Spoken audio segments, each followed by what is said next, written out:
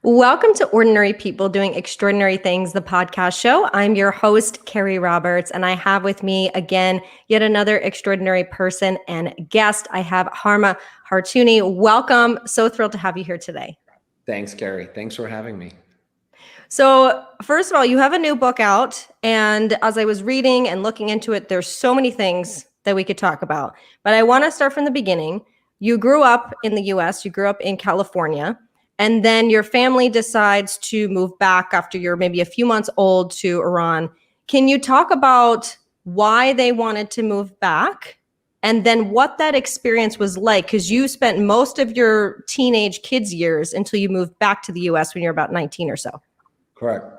I was born in LA and my mom was here by herself and my dad was back home and he couldn't come to the US. My mom had a green card. And my dad was insisting her to go back, obviously. And in my culture, I think many cultures, women follow the men, and she had no rights, although her entire family was, they were all in LA. She moved back for love and family, and he never let me come back. And it was age of 18 after my car accident that I convinced him and I moved back to the US. Although I was US citizen, it felt like I'm completely migrating and I'm like like all my friends, they were all moving too, but obviously not. They couldn't get a ticket, like airline ticket, just fly. They had to go through different countries, but I was lucky in that respect. So when you were growing up in Iran, what was that like? Because it was during the war, the revolution. Can you talk about what that experience was like? And even though you were born in the US, but like you said, you moved back, you were still so young. You probably don't remember it, obviously. What did it feel like? Did you feel like you belonged to that area or that community, or what was going on at that time? And so we're Armenian, and Armenians don't follow the religious policies of Iran.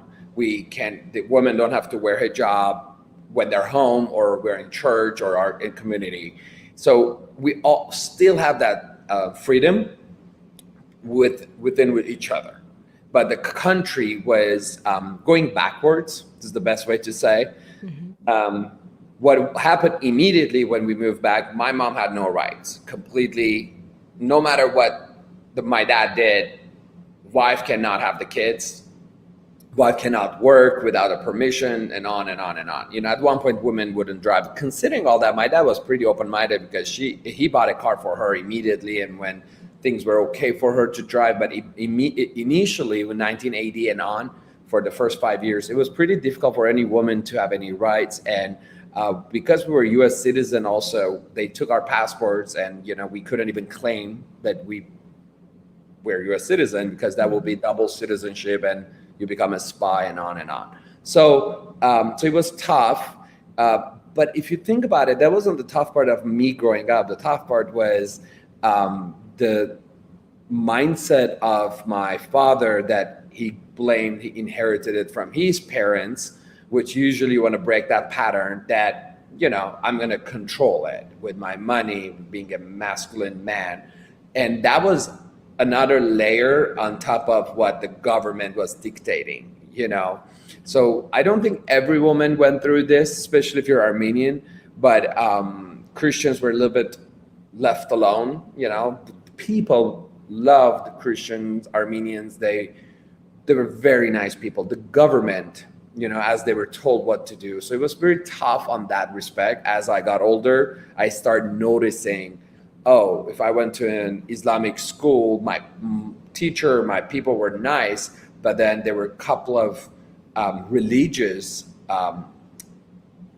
police that it was tough for me because I was the minority. It was the different one in many levels.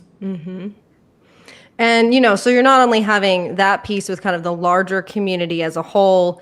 I know, being at home, you kind of grew up a little bit in an abusive home and struggling kind of with your own identity. Can you talk about that and kind of the relationship that you had with your dad as a kid when you were there?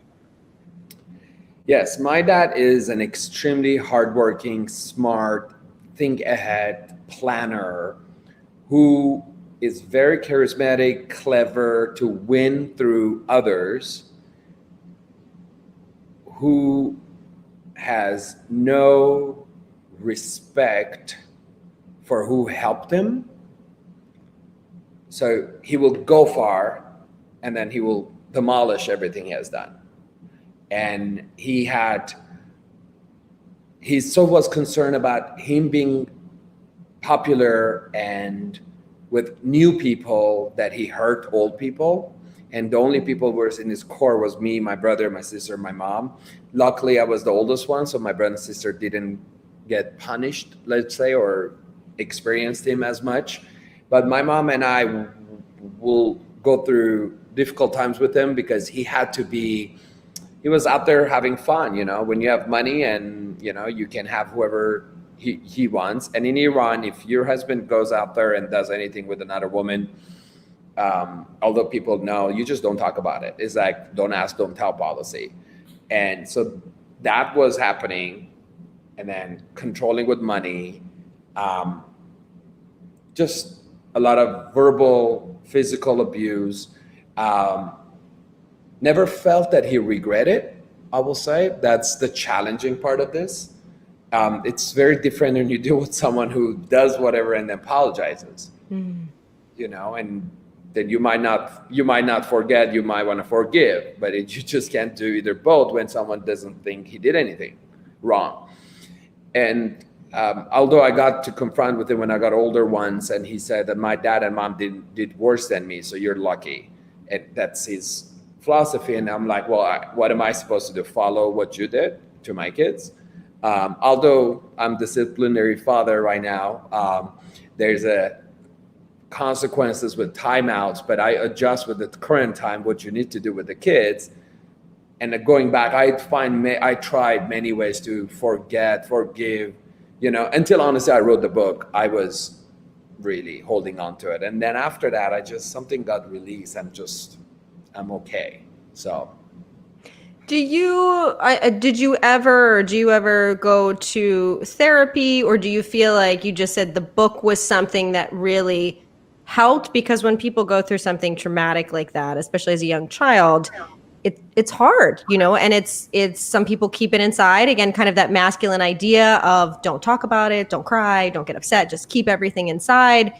Were you experiencing that? And kind of how did you start to learn to deal with it? Or was it just writing the book?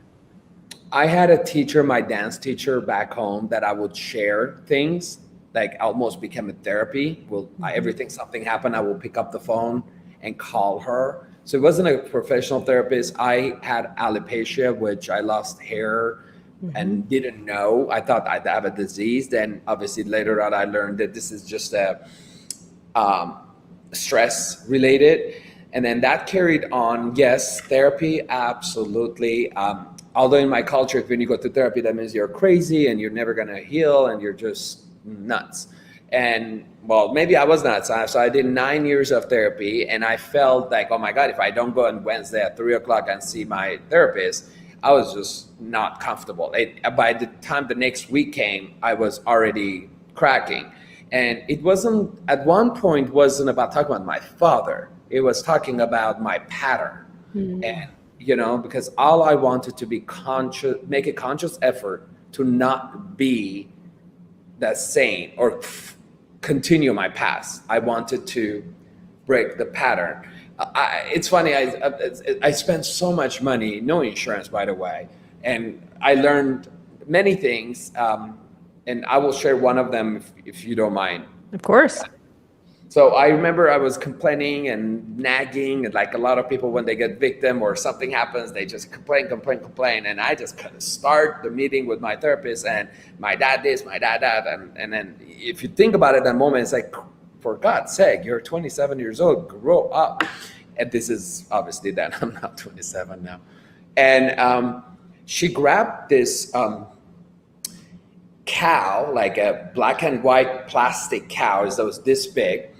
And it was a female cow and with nipples, and she gave it to me, and she's sitting across, and she goes like, grab the nipples. I was like, what are you talking about?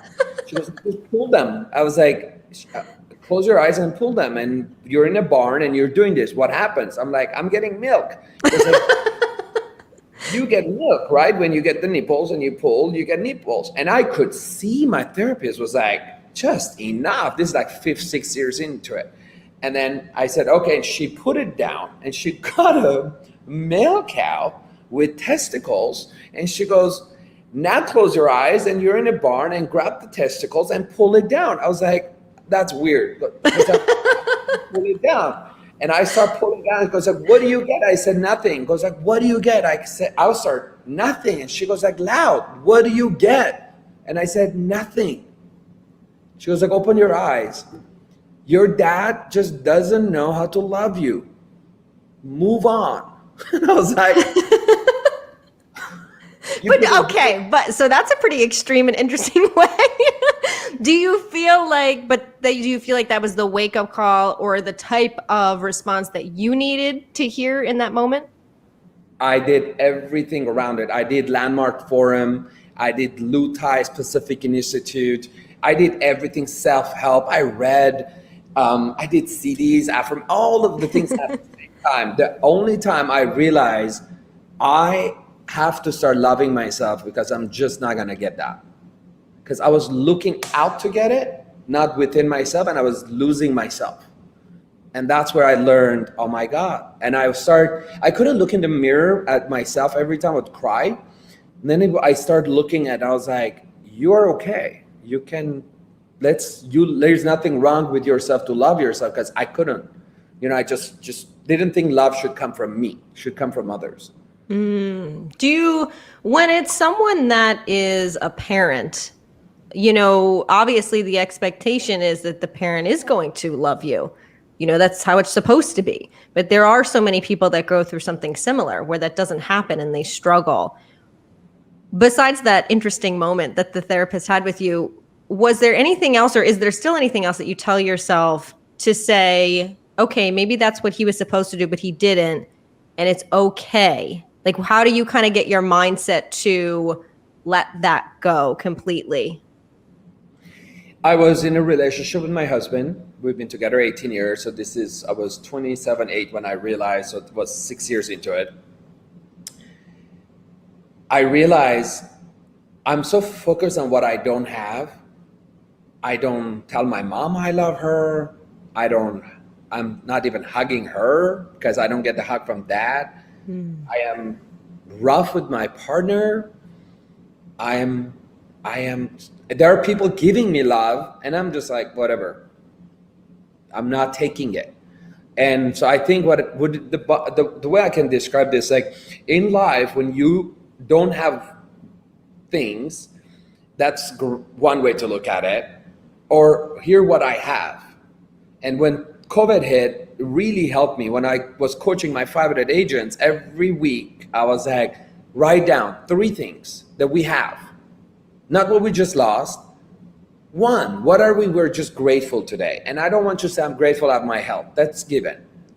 Really, write it down. I am so grateful my mom is still with me, or I'm able to pay my mortgage, versus I'm losing the jet ski. I don't know, whatever negative. So I had to practice to get my habits of and develop a skill set so I can love, adapt, want what I have, and be okay with that and build around that. Because you build about something that it's not working, it's just not going to work. So that's what I was keep doing. I was keep building on a foundation made from straw, and I was hoping this is going to be solid. It's like, it's just not going to be solid. And I didn't see it. You have to, there's nothing you can do until you see it. And that was my moment. So yeah, no, I thank you for sharing that, because I think all of us, I mean, myself included, you've had experiences where you get in that moment and you kind of like ruminate, and you just keep going. And then it's not until someone's like, enough, like you just said, or you find yourself like, enough, like, what am I doing? I keep going down that path, that then you have to kind of make some sort of shift mentally. And so that's great that you have found that and continue to find that, kind of share that with others. You wrote in your book, which I thought was really interesting. I'm just going to read a quick passage and then ask you about it. Because this is talking about belonging. So this is not only, I think, in the family, but also, talking about you eventually coming out to be gay within your community and things of that nature. But you say, it is incredibly frightening to go against your culture and community. Humans gravitate towards one another, and we often find comfort in the shared identities and experiences within communities we create versus those we are born into. Growing up Armenian in Iran, our culture was extremely important because we had to fight to hold on to it. Honor, shame, standards, and reputation are all aspects of my culture that I learned to understand and respect at a young age. But my culture did not support who I was becoming. So I had to make a decision. Either choose my community or me. I chose myself. Even if the environment you are a part of doesn't support who you feel you are in your heart, you still have to follow it. Family will express love and concern because they want what's right for you, but that doesn't mean that they are right. Beautifully written. I was like, yes. Like when I read stuff I love. Can you talk about what that's referring to? Because like I said, I think it's referring to multiple things here. And again, what we just talked about, how did you make that moment to say, I got to do what's right for me? Yeah, it's not about just being gay. Also, I'm writing it, so yes. But my mom couldn't get divorced. You cannot get divorced, no matter what your husband does to you. I mean, or wife. Their wives do to their husbands, right? But back in Iran, if wife does that, wife will go to jail or be killed. But if the husband does it and wife complains, will get beat up by the person who's already been beating, or will take the kid. So you can't marry non-Armenian. You can't love anyone except who you're told to, right? That's another one. And then continues. You can't even adopt, because adoption is such a shame, because that means you can't have kids. Like it's so deep, right? And it was a moment that I felt I was dying, and either I don't do anything in my life halfway. So I think that really helped, because a lot of people will just float to not hurt people, and they put themselves a little bit on hold and then take a little bit of other ones on hold. But mine was like, I can't do a little bit, either all or not. And I was dying, so I had to adapt myself. And it was shocking, although it took some time for my immediate family, how many more people ended up loving me for who I was. But I was so caught up with just few people, I couldn't see it. And once I step out of it and I said, you know what? Because you can't help anyone if you need help. And I was helping financially, emotionally, and I was dying. And I felt, oh my God, if I die actually financially, if I literally die, how would these people pay their rent? Because I'm paying for it. Yeah. So I was like, okay, I'm just going to step out, call me selfish, disown me. I'll pay, which I did. And then I'll come back up. And then, which that's funny, I just said that, but the book became getting back up. Yeah. It's like you said, it's not an easy thing to go against the grain. It's certainly not, especially when it's your immediate family, when it's your religion, when it's your culture, when it's your community, and you feel like I just want to be myself. And you're the one that's considered different because you're going against the grain. And it's not like you or anyone else is doing anything wrong. And I think that's something a lot of people struggle with. Other people are saying, well, it's wrong to be, we're at the end of Pride Month here, as you know, it's wrong to be gay, or it's wrong to be trans, or it's wrong to get divorced, or they have all these opinions, and it's exhausting. And so do you have any advice for someone that maybe is feeling that way about any of those things, what they can do to kind of get through that, maybe take that first step to say, I don't care, I need to do what's right for myself? Yes, I have an advice for anyone who is getting those advice and is still sitting there. Stop asking those people. Like, move on.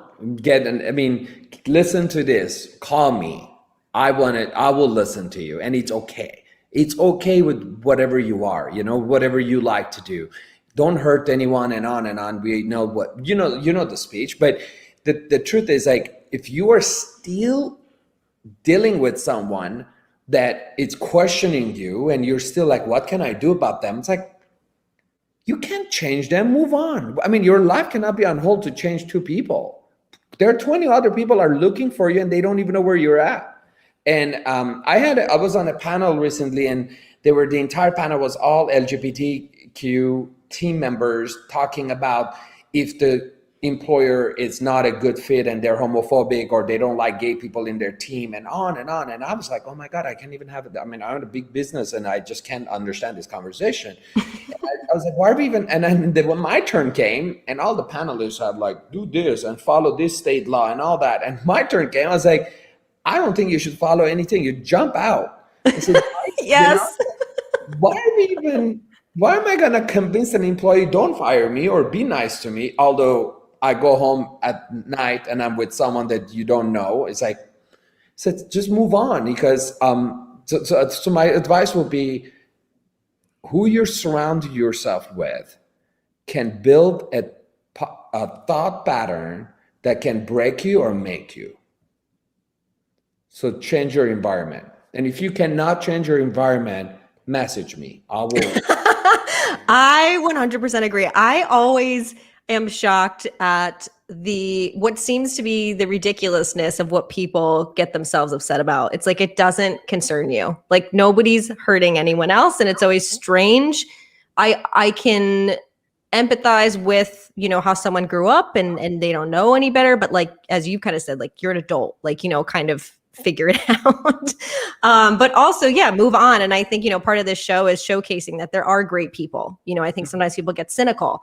Oh, well, every workplace is like that, or everybody's like that, but they're not. And it's finding the right people. How did you find the right people personally and professionally? What did you do different to make sure you attracted the people who liked you for who you were?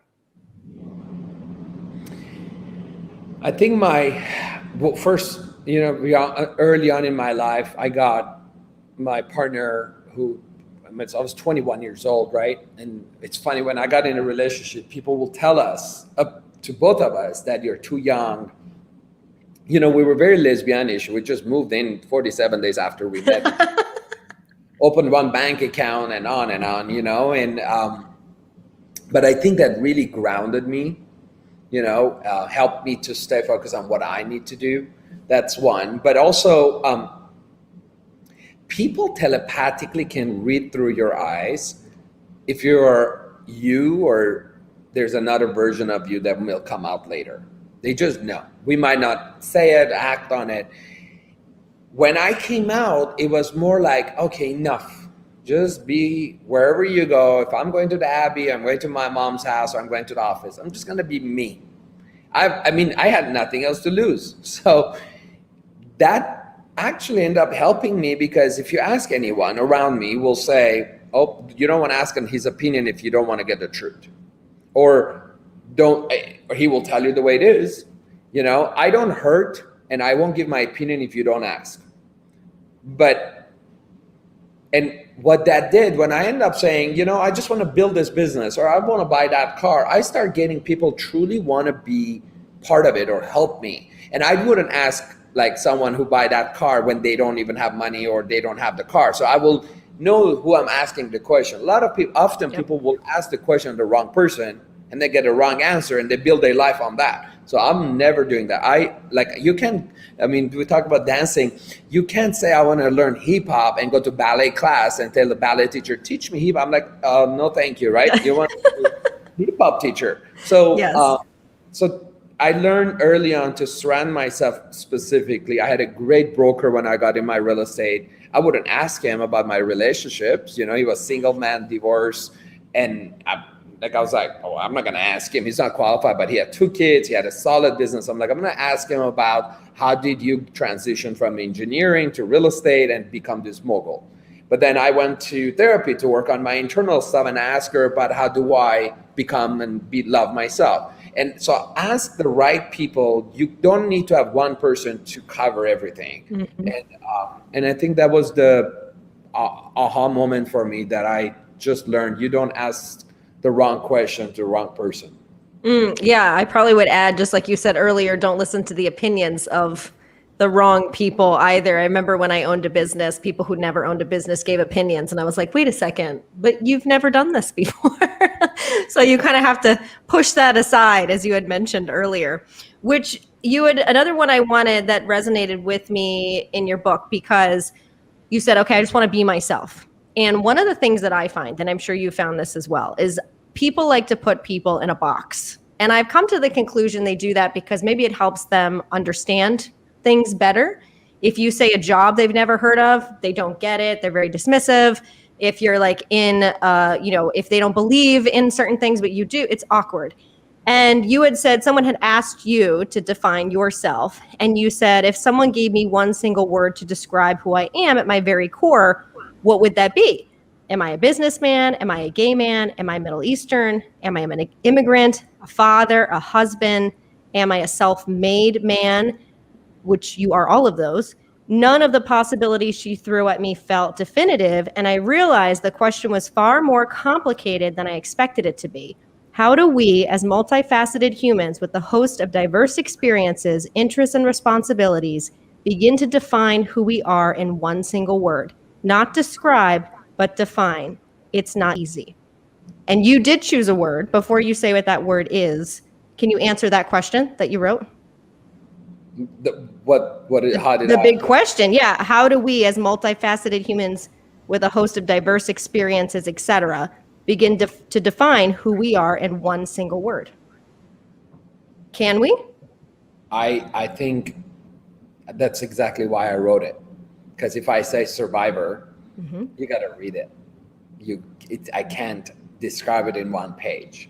So a lot of people surviving thing like surviving an accident, surviving molestation by young age, surviving getting beat up, whatever you want to call it. It's just like a pattern of everything I had to do to become who I am today. And what am I doing with it? Am I becoming bitter and angry, or becoming who I am? And I have moments, obviously, but I don't think you can define everything about your life or who you are with one word, especially if you have a story to tell. Which everyone has a story to tell, do they not? Exactly. Everyone has something. That's why I coach my leadership team. I'm like, don't assume. Everyone who's in front of you has something, you just don't know it. And if they're not sharing with you, all it means they don't feel safe with you. So your job is to go there with them. And whenever, maybe it takes 5 years, they need to share with you. And everybody has it. Yeah, I think it's interesting because sometimes when I think of the word, because you chose the word survivor, and sometimes when I think of the word survive, I think of someone who's been through a lot and continues, as your book is, get back up and try again. But then I also kind of think about the difference between survive and thrive. Like, does survive sometimes mean I'm just doing the bare minimum to get by? So why not thrive? Do you see any correlation between those two words? Yes, very good point. The whole idea of mine, and anyone who's listening to this, it is not survive what's happening today and just flow. No, survive and rise above it, thrive. You nailed it. Yes, absolutely. And one of the many other things that you've survived, again, throughout your book, there's so much in there, is you were in an incredible, terrible car accident in your late teens, broke both of your legs and couldn't walk for a while, but now you can walk. So that's a miracle in and of itself. But can you talk about that accident, and what do you feel? Are you of the belief that you're like, things happen for a reason, or what was this here to teach me? What was kind of, looking back, what do you think that you've gained from that not so great experience? Yes. The accident, I hit a car, my car gets totaled, I walk out, another car hit me and my both legs broke. I quit my college, which I studied so hard to get into and impress everyone around me that, look, I'm going to college that you guys need me to. My dance, which was my passion, the gymnastic, my friends, the expensive car to show off to people because I had it all, gone. None of them I could do again. And I lost my friends, stayed in bed 13 months. which is pretty boring. Like wait a second, like fully in bed, or you were in a wheelchair and could like 11 months straight. I couldn't move because my both legs were in cast. Wow. And my bathrooms were all in the bed. I had for 11 months? How did you not go insane? I did. I remember a glass I was holding, and I don't know what moment came to me, and I was squeezed it so hard that I broke it in my hand and I couldn't let go. And then the doctor came to house, and I got stitches. And by the way, this is like what, 20 years ago? There's no internet, Instagram, Facebook, videos. Iran doesn't have television. It was a VHS. If illegally we could rent movie for me to watch. Mm-hmm. Not like, time was really very slow. And so going through that, I think, is the rebirth of my life. I got to be who I am now. Look what I have. And knowing what I know today, will I want to go through that accident again and the pain, 3 surgeries, and just the most horrible pain of my life? Like 1,000%, knowing what I know I have today, absolutely, I'll go through it again, because changed me to have something I never thought I would have. Which is what? Being open about myself, having my kids and a family, having the business worth having, and having people around me that they want. They all have choice. They all have legs. I said my assets have legs. They can walk any day. They want to be with me. And that's something that it's a lot of work to gain their respect. But come on, I would not have that. I had to follow my dad's footsteps, impress him, do construction, just not a life. And most probably married to a woman. Imagine what miserable life that would have been for me. Oh my God, like, no. Not be myself. Yeah, it's when we go through not so great things, I always feel like in that moment it's terrible, but you do see that light at the end of the tunnel, and looking back, there's connections and what kind of leads you, as you said, onto your path. Which, getting into your business, so you own a very successful real estate company, and you've been doing that for a while. What was it about real estate that excited you, that you were like, I want to be a part of this, is what I want to do? And what kind of led you to say, okay, now I want to grow this team and I want to be teaching others as well? Nothing about real estate. I would never join real estate, do real estate, if it wasn't the person sitting next to me who was kind enough to give me a job as an assistant because I was so broke. That's it. I do not believe follow your passion, and even though you might not be good at it. No, I think I develop passion of what I do when I start getting good at it. So I didn't love real estate, but more I did, I was like, oh my God, I can be good at this. A year passed, I was like, oh my God, the third year, 30 properties. I'm like, my God, I can be really good at this. And then I learned, holy crap, I don't know what the hell I'm doing. I'm running contract wrong. I'm saying the wrong things legally and like things. I'm like, oh my God. Then I learned, took another courses and all the certificate and broker's license to just educate myself. And then I was like, I want to be number one. I want to be competitive. I want to build a team. I want to become the number one team. And then I fell in love with the process. I did not fall in love with that because I like homes. And usually people say, you love homes. Is that how you got real estate? I'm like, oh my God, I only like 2 homes in my life that I sold. And I sold personally 1,500 properties. No, I don't love them. I love the process. I love my seller says, you saved me. I love my buyer says, you got me, no one else could. That I love. Yeah. So real estate is not for everyone if they're looking to have a fast income. And then I fell in love with leadership. I think I studied a lot to become a better leader, and I'm not near close to where I want to get, but it's the process is where I enjoy. Well, and I think, to me, what always makes a good leader is someone who is vulnerable, someone who is honest, someone who is constantly trying. And through, these last, few minutes that you and I have been chatting, it's very obvious of that. And that's that you want that authenticity. That's a good leader, because then other people say, oh, okay, he gets me to some capacity because I'm not perfect and I've been through this and I'm working on things. And I think that that's tremendous that you do that personally and professionally. And kind of circling this back to where we started with you and your father, you and your husband have 3 kids. And you said 7-year-old boy, 6-year-old twin girls. When you think about being a dad and you think about, okay, how your father was not the best influence for you, what do you try to do in being a good father and a good leader for your home, for your kids? Well, the kids are not born magically. I did that. I'm the right. So I'm fully responsible. So I can't say, oh, they're here. No, I made that. First of all, for a gay couple, it's not an accident, right? So it's really a lot of effort goes to it, and so I am responsible to make sure I will not repeat the pattern.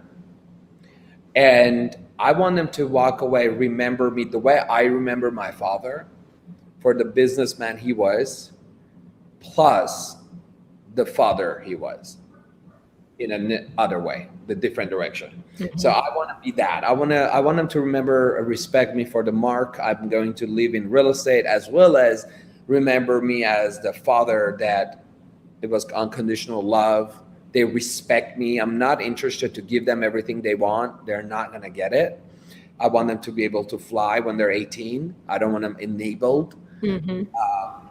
I'm watching others and I'm like, oh my God, I'm just gonna make sure I won't do that, because I don't know what I'm doing. It's not like there's a book or textbook, everybody has an opinion, but I want to just watch to see the result of other people's kids when they had it all or none or in between. And I'm learning from others how to be a best father. But one thing I'm going to make sure that I will not repeat what happened to me to them.